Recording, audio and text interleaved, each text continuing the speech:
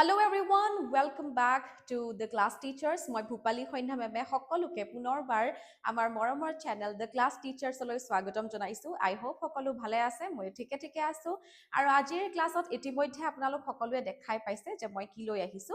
আৰু already part 1ত বহুতে কৈছে মেম পাৰ্ট 2 টো জলদি আনক। সো আজিৰ ক্লাছটোত মই প্ৰেজেন্ট টেন্সৰ পাৰ্ট 2 টো লৈ আহিছো।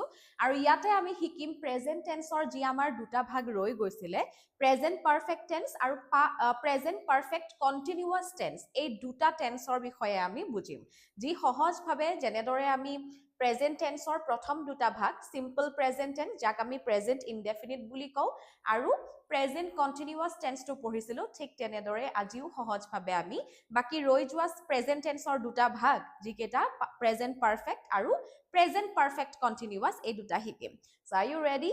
অলৰাইট, সো পোন প্ৰথমে মই আৰু এটা কথা কৈ দিব বিচাৰিছো, যদি ভিডিঅ'ছবোৰ ভাল লাগিছে, ক্লাছেছবোৰ ভাল লাগিছে, তেতিয়াহ'লে নিশ্চয় আমাৰ চেনেল দ্য ক্লাছ টিচাৰ্ছক ছাবস্ক্ৰাইব কৰিবলৈ নাপাহৰিব। ঠিক আছে, আৰু আমাৰ টেলিগ্ৰাম চেনেলো আছে, দ্য ক্লাছ টিচাৰ্ছ নামতেই আছে। টেলিগ্ৰাম চেনেলটোতো গৈ সকলোৱে জইন হৈ ল'ব। Alright everybody, so without much delay let's start today's class. So present টেন্সৰ আমি যি ভাগৰ কথা কৈ আছিলো, তৃতীয় নম্বৰ ভাগটো কি আছিলে? প্ৰেজেন্ট পাৰফেক্ট টেন্স, হয়নে? প্ৰেজেন্ট পাৰফেক্ট টেন্সত আসলতে হয় কি? এই টেন্সটোৱে আসলতে কি বুজায়? কেনে ধৰণৰ বাক্য ক'বলৈ আমি প্ৰেজেন্ট পাৰফেক্ট টেন্স ব্যৱহাৰ কৰোঁ? প্ৰেজেন্ট পাৰফেক্ট টেন্স আমি কেতিয়া ব্যৱহাৰ কৰোঁ? যেতিয়া কিবা এটা কাম এইমাত্ৰ হৈ গ'ল, ওকে? যিটো কাম এইমাত্ৰ হৈ গ'ল সেইটোৰ বাবে আমি প্ৰেজেন্ট পাৰফেক্ট টেন্স ব্যৱহাৰ কৰোঁ। যিটো অ্যাকশন হ্যাপেন্ড ৰিসেন্টলি, এইমাত্ৰ হৈ যোৱা যিটো আমাৰ কাম আছিলে সেইটোৰ বাবে আমি প্ৰেজেন্ট পাৰফেক্ট টেন্স ব্যৱহাৰ কৰোঁ। এইমাত্ৰ হৈ গৈছে আৰু সেই কামটোৰ ইম্পেক্টটো বা যিটো ফলাফল, যিটো এটা প্ৰভাৱ, সেইটো হয়তো এতিয়াও আছে। বুজি পালো? মই এইমাত্ৰ ভাত খাই উঠিছো। সো ভাত খাই উঠিছো কেতিয়া? এইমাত্ৰ, বহুত আগতে নহয়। এনেকুৱা কথা ক'বলৈ প্ৰেজেন্ট পাৰফেক্ট টেন্স আমি ব্যৱহাৰ কৰোঁ। তাৰ মানে জাষ্ট নাও হোৱা কামবোৰৰ কথা ক'বলৈ। ঠিক আছে, এতিয়া প্ৰেজেন্ট পাৰফেক্ট টেন্সত যদি আমাক সোধে, ঠিক আছে এটা সেন্টেন্স লিখি দেখুৱাচোন, কেনেকেনো লিখে প্ৰেজেন্ট পাৰফেক্ট টেন্সৰ এটা বাক্য? একেবাৰে সহজ, আমি ষ্ট্ৰাকচাৰটো চাম। প্ৰথমতে আমি ষ্ট্ৰাকচাৰটো চাম। ষ্ট্ৰাকচাৰটো কেনেকুৱা? প্ৰথমতে সাবজেক্ট থাকিব, ৰাইট? সাবজেক্ট কি হ'ব পাৰে? আই, ইউ, হি, শি, ইট, দে, এইবোৰ উই, যিকোনো সাবজেক্ট এটা হ'ব পাৰে। লগত থাকিব, তাৰ পিছত লগত থাকিব কি? হেজ বা হেভ থাকিব। যিহেতু এইটো প্ৰেজেন্ট পাৰফেক্ট টেন্স, গতিকে আমাৰ দুটা হেজ আৰু হেভ, এই দুটা শব্দ থাকিব হেল্পিং ভাৰ্ব। ঠিক আছে, সাবজেক্টৰ লগত আমাৰ হেজ হেভ থাকিল। যদি সাবজেক্ট আই থাকে তাৰ লগত হেভ বহিব। যদি হি শি ইট থাকে তেতিয়াহ'লে হেজ বহিব। হি হেজ, শি হেজ, ইট হেজ, ৰাইট? যদি আই বা উই থাকে তেতিয়াহ'লে আই হেভ, উই হেভ। বুজি পালো? আৰু পিছফালে থাকিব আমাৰ ভাৰ্ব। এতিয়া ভাৰ্বটো নিজৰ অৰিজিনেল ফৰ্মত থাকিব নেকি? নাথাকে। ভাৰ্বত অলপ মডিফিকেশ্যন হ'ব। কি হ'ব? ভাৰ্বৰ আমাৰ থাৰ্ড ফৰ্ম বহিব, যিটো আমি কি বুলি কওঁ? পাষ্ট পাৰ্টিচিপল বুলি কওঁ। ঠিক আছে, পাষ্ট পাৰ্টিচিপল বুলি আমি কওঁ। তো সাবজেক্ট, তাৰপিছত হেজ আৰু হেভ লগাই তাৰপিছত আমি ভাৰ্বৰ পাষ্ট পাৰ্টিচিপল ফৰ্মটো লগাই দিম। একেবাৰে সহজ। এতিয়া এই টেন্সটোৰ আমি দুটামান সেন্টেন্স চাই লওঁ। ঠিক আছে, যেনেকে আমি যদি চাওঁ আই হেভ, আই লগত হেভ লাগিব। ঠিক আছে, আই হেভ ফিনিশড। যিহেতু ফিনিশ শব্দটো আমি ফিনিশ বুলি লিখি থৈ দিব নোৱাৰো, কাৰণ আমি ভাৰ্বৰ থাৰ্ড ফৰ্ম লগাব লাগিব, মানে পাষ্ট পাৰ্টিচিপল। সো ফিনিশ শব্দটোৰ থাৰ্ড ফৰ্মটো বা পাষ্ট পাৰ্টিচিপল ফৰ্মটো কি? Finish, finished, finished, E D লাগিব, ৰাইট? গতিকে এইটো আমাৰ past participle form. I have finished কি হ'ব? ধৰি ললো মাই হোমৱৰ্ক, মই মোৰ হোমৱৰ্ক ফিনিশ কৰিলো। এতিয়া যদি সাবজেক্ট মই শি লিখো, এই কোনোবা ছোৱালী এজনীৰ কথা কৈছো, তাই বুলি কৈছো, শিৰ লগত কি লাগিব? প্ৰেজেন্ট পাৰফেক্ট টেন্সত কি লাগিব? হেভ নে হেজ? হেজ লাগিব, কাৰণ সিংগুলাৰ, ৰাইট? শি হেজ। তাৰপিছত again যদি তাইৰ লাঞ্চ খাই উঠিল, এই মাত্ৰ লাঞ্চ কৰি উঠিল বুলি কওঁ, তেতিয়াহ'লে ইট শব্দটোত আমি ডাইৰেক্টলি বহালেতো নহ'ব, তাৰ আমি কি লগাব লাগিব? ভাৰ্বৰ থাৰ্ড ফৰ্ম মানে পাষ্ট পাৰ্টিচিপল লগাব লাগিব।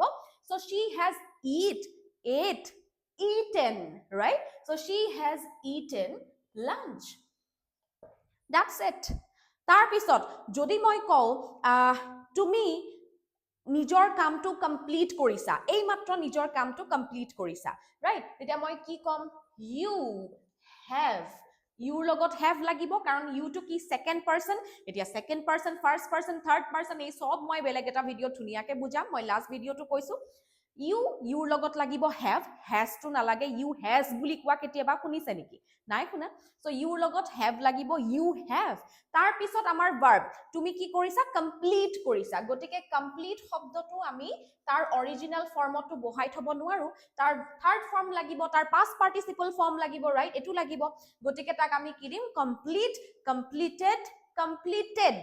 চ' ইয়াতে ই দি you have completed your work। এই গোটেই কেইটা সেন্টেন্স চাই আমি গম পাইছো যে এইকেইটা এই মাত্ৰ হৈ উঠা কাম। বুজি পালো? এই মাত্ৰ হৈ উঠা কাম এই গোটেই কেইটা আমি এইখিনি গম পাইছো। কেনেকৈ গম পাইছো? ইয়াৰ ষ্ট্ৰাকচাৰটোতে গম পাইছো। I have finished,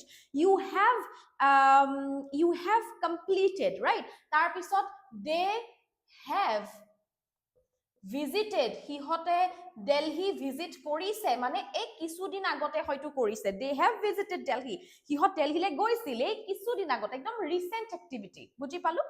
done. So এইটো হৈছে প্ৰেজেন্ট পাৰফেক্ট টেন্স, য'ত আমি এই মাত্ৰ হৈ উঠা কিবা এটা কামৰ বিষয়ে কৈছো। ডান, যাৰ প্ৰভাৱ হয়তো এইখিনি মুহূৰ্তলৈকে আছে। We are done with the third type of present tense, that is present perfect tense. এতিয়া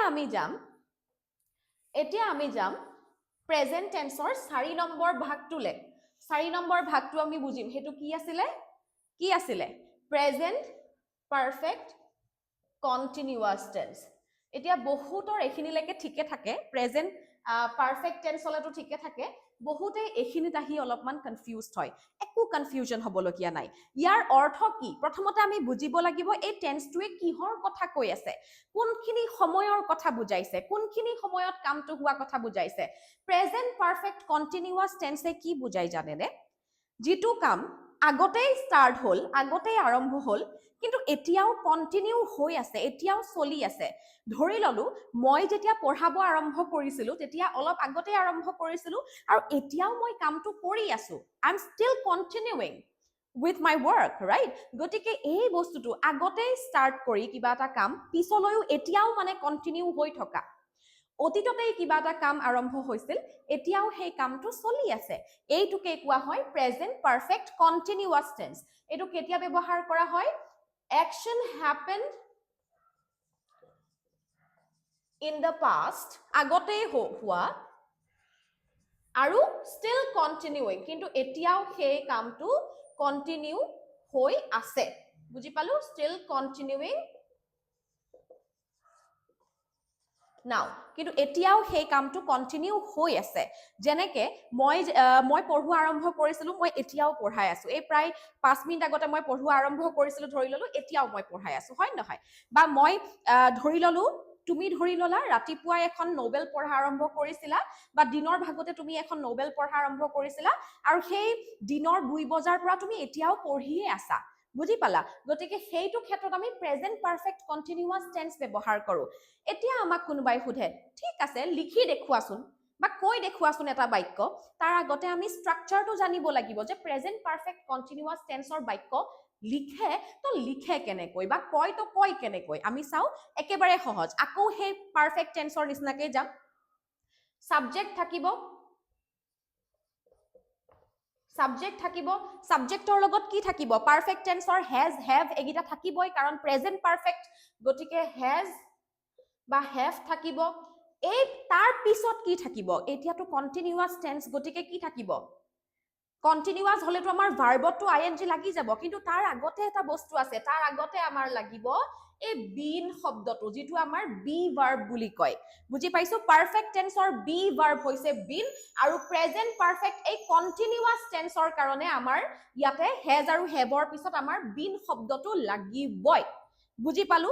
তাৰ পিছত আমাৰ লাগিব কি? তাৰ পিছত আমাৰ ভাৰ্ব, বেলেগ একো নাই। এতিয়া ভাৰ্ব কেনেকুৱা? ভাৰ্বৰ এগেইন থাৰ্ড ফৰ্ম মই লাষ্ট ভিডিঅটো লাষ্ট ক্লাছতো কৈছিলো যে হেজ হেভ আৰু হেড এই তিনিটা হে এই তিনিটা ৱৰ্ডৰ পিছফালে যিটো ভাৰ্ব লাগে সেইটো সদায় নিজৰ থাৰ্ড ফৰ্ম অৰ্থাৎ পাষ্ট পাৰ্টিচিপল ফৰ্মত লাগে বুজি পালো সো এইটো ভাৰ্বৰ থাৰ্ড ফৰ্ম যেনেকে যদি আমি ইয়াতে গো লিখো তেতিয়া হলে গোৰ পাষ্ট পাৰ্টিচিপল ফৰ্ম বা থাৰ্ড ফৰ্ম কি হ'ব গো ৱেন্ট গন গো টু হৈ যাব গন ৰাইট এনেকুৱা ধৰণে যিটো আমি এই অলপ আগতেও কৰিলো প্ৰেজেন্ট পাৰফেক্ট টেন্সতো কৰিলো ওকে সো এতিয়া আমি চাও কেইটামান সেন্টেন্স চাও সাবজেক্ট ধৰি ললো আমি ইউ তোমাকে ধৰি ললোচোন বাৰু ঠিক আছে ইউ তুমি কিবা এটা কাম অতীততে কৰা আৰম্ভ কৰিছিলা এতিয়াও কৰি আছা তেনেকুৱাকে এটা বাক্য চাও আমি ধৰা অসমীয়াত কলো যে তুমি 2 বজাৰ পৰা এতিয়ালৈকে পঢ়িয়ে আছা এইটো কথা আমি কেনেকে কম এইটো কথা আমি প্ৰেজেন্ট পাৰফেক্ট কন্টিনিউয়াস টেন্সত কম বুজি পালো কাৰণ তুমি আগতে আৰম্ভ কৰিছিলা আৰু তুমি এতিয়াও কৰি আছা কামটো বুজি পালা গতিকে সাবজেক্ট যদি ইউ হল তোমাৰ কথা কৈছে গতিকে সেকেন্ড পাৰসনৰ লগত আমি কি দিম হেজ নে হেভ কোনটো দিম হেভ ৰাইট ইউ হেভ তাৰ পিছত আমাৰ কি আহিব বিন আহিব এবাৰ বিন লাগিব নহলেতো হেতু পাৰফেক্ট টেন্সেই হৈ থাকিব প্ৰেজেন্ট পাৰফেক্ট টেন্সেই হৈ থাকিব প্ৰেজেন্ট পারফেক্ট কন্টিনিউয়াস হ'ব লাগিব গতিকে বিনটোতো লাগিব ইউ হেভ বিন ঠিক আছে লগাই দিলু ইউ হেভ বিন তুমি পঢ়ি আছা দিনৰ 2টা বজাৰ পৰা বুলি ক'ব লাগে এতিয়াও পঢ়ি আছা এই 2 বজাতে আৰম্ভ কৰিছিলা এতিয়াও কৰি আছা বুজি পালা গতিকে ইউ হেভ বিন তাৰ পিছত আমাৰ যেটো এইটো ভাৰ্বৰ থাৰ্ড ফৰ্ম নহয় এইটো ভাৰ্বত ing লাগিব ওকে এইটো ভাৰ্বত ing লাগিব কাৰণ কন্টিনিউয়াস টেন্সৰ বাক্য কৈছে এইটো ভাৰ্বত ing লাগিব বুজি পালো সো ইউ হেভ বিন এখিনিলৈকে হৈ গল তাৰ পিছত ভাৰ্বটো আমি কি আনিম ing ফৰ্মত আনিম studying টো আমি কি লিখিম ing লগাই দিম you have been studying right কাৰণ continuous tense okay ইয়াতে ভাৰ্বৰ থাৰ্ড ফৰ্ম নহয় এটো বাই মিস্টেক কোৱা গৈছিলে এটো আমাৰ কি হ'ব ভাৰ্বত ing লাগিব because it's a continuous tense এটো এটা continuous tense you have been studying তুমি পঢ়ি আছা তুমি পঢ়াটো কেতিয়াবাই আৰম্ভ কৰিছিলা এতিয়াও তুমি হেতু কন্টিনিউ কৰি আছা ইয়াৰ পিছত আমি সাধাৰণতে প্ৰেজেন্ট টেন্সৰ যেটো প্ৰেজেন্ট পাৰফেক্ট কন্টিনিউয়াস ইয়াতে আমি পিছফালে since বা ফৰ শব্দটো লগাও সিন্স বা ফৰে এটোৱে বুজায় যে তুমি কেতিয়াৰ পৰা কামটো কৰি আছা এই যে কেতিয়াৰ পৰা হেতু কবলে আমি সিন্স বা ফৰ ব্যৱহাৰ কৰো এতিয়া যদি আমি কও যে 2 বজাৰ পৰা তুমি পঢ়ি আছিলা তেতিয়া বা 2 বজাৰ পৰা তুমি পঢ়ি আছা এতিয়াও আছা এই 2 বজাতে আৰম্ভ কৰি আমি কি বুলি কম ইউ হেভ বিন ষ্টাডিং কি লগাম সিন্স নে ফৰ ইয়াতে আমি ফৰ লগাম ফৰ 2 ঘন্টা ধৰি বুলি কলে আমি ফৰ লগাম কিন্তু 2টা বজাৰ পৰা বুলি যদি আমি কও তেতিয়া হলে since 2 pm that's it বুজি পালো সো since আৰু for কেতিয়া কোনটো সেন্টেন্সত কেনেকে লগাই হেতুৰো মই এটা ভিডিও ধুনিয়াকে বনাই বুজাই দিম ঠিক আছে so you have been studying since 2 pm 2 বজাৰ পৰা তুমি পঢ়িয়ে আছা মানে 2 বজাতে আৰম্ভ কৰিলা আৰু এতিয়াও তুমি পঢ়িয়ে আছা বুজি পালো তাৰ পিছত যদি মই কও তাই ইয়াতে 2020 পৰা পঢ়াই আছে ওকে মানে পঢ়ুৱা কামটো 2020 তে আৰম্ভ কৰিছিল আৰু এতিয়াও she is still continuing with her work right গতিকে আমি কেনেকে লিখিম সাবজেক্টটো আমাৰ she থাকিব right she লগত কি লাগিব প্ৰেজেন্ট পাৰফেক্ট কন্টিনিউয়াস টেন্সত has been নে have been কোনটো লাগিব has been কাৰণ এটো সিঙ্গুলাৰ she has been তাৰ পিছত কি তাই পঢ়াই আছে বুলি কৈছে ৰাইট সো টিচ শব্দটো এতিয়া আমাৰ কি হত যাব ভাৰ্বটো কেনেকে লাগিব ing ফৰ্মত লাগিব টিচৰ লগত ing teaching she has been teaching here ইয়াতে পঢ়াই আছে বুলি কৈছো তাৰ পিছত কি হ'ব বুলে 2020 পৰা গটিকে since 2020 that's it বুজি পালো তাৰ পিছত যদি আমি কও যে হিহতে এবাৰ হিহতে বুলি কওছুন হিহতে ইয়াতে বহু দেৰি হল ৰৈ আছে বুলি কৈছো বা বহু দেৰি হল ৰৈ আছে বুলি কৈছো ঠিক আছে তো আমি কি লিখিম দে দেৰ লগত কি আহিব has been নে have been কোনটো আহিব দে টো প্লুৰেল হয় এই হিহতৰ কথা কৈছো কোনো এজন মানুহ নহয় বহুত মানুহ মিলি গটিকে has নে has to singular have to plural কোনটো হ'ব have been right so they have been তাৰ পিছত কি হ'ব wait কৰি আছে গতিকে wait শব্দটোৰ লগত আমি কি লগাম ing waiting they have been waiting সিহঁতে বহুত আগতে আৰম্ভ কৰিছিলে wait কৰা এতিয়াও কৰিয়ে আছে অপেক্ষা এতিয়াও wait কৰিয়ে আছে বুজি পালো so they have been waiting তাৰ পিছত কি দিম এখিনি আমাৰ স্ট্ৰাকচাৰটো হৈ গল তাৰ পিছত লগাই দিয়া for a long time এটা দীঘলীয়া সময় ধৰি সিহঁতে অপেক্ষা কৰিয়ে আছে আগতে আৰম্ভ কৰিছিলে এতিয়াও কৰি আছে বুজি পালো তো সাধাৰণতে আমি এনেকুৱা ধৰণৰ স্ট্ৰাকচাৰৰ পিছফালে প্ৰেজেন্ট পাৰফেক্ট কন্টিনিউয়াস টেন্সৰ স্ট্ৰাকচাৰটোৰ পিছফালে সিন্স বা ফৰ লগাও এটো দেখুৱাবলে যে কেতিয়াৰ পৰা কামটো হৈ আছে since 2 pm for a long time right since Monday right এনেকুৱা ধৰণে আমি কেতিয়াৰ পৰা হৈ আছে কামটো বুজাবলৈ আমি since বা for ব্যৱহাৰ কৰো বুজি পালো সো এটো আসলে প্ৰেজেন্ট পাৰফেক্ট কন্টিনিউয়াসৰ স্ট্ৰাকচাৰ বা গুটে বুজনিটো যত আমি তিনিটা সেন্টেন্স চালো খুব ধুনিয়াকে আৰু ইয়াতে আমি চায়ে গম পাইছো যে আচ্ছা ইয়াতে তাৰ মানে এনেকুৱা কামৰ কথা বুজাইছে যেটো আগতে আৰম্ভ হল কিন্তু এতিয়াও কামটো চলি আছে হৈ আছে এটো শেষ হোৱা নাই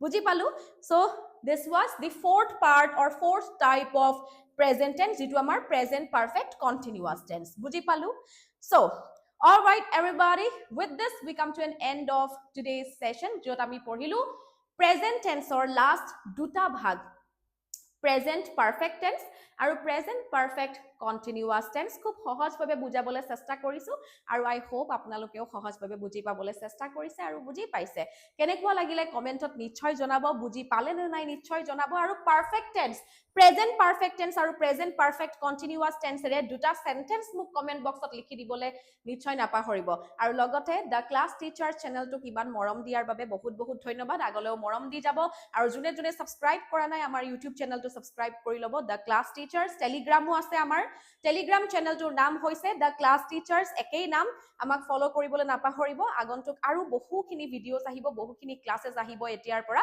সো সকলোৱে চাই থাকিব ঠিক আছে আৰু মোৰ জুইফুলখিনিক বহুত বহুত ধন্যবাদ so with this let's wind up পুনৰবাৰ লগ পাম সকলোকে আমাৰ নেক্সট সেশনত আৰু তেতিয়ালৈকে সকলো ভালে থাকা কুশলে থাকা বাই বাই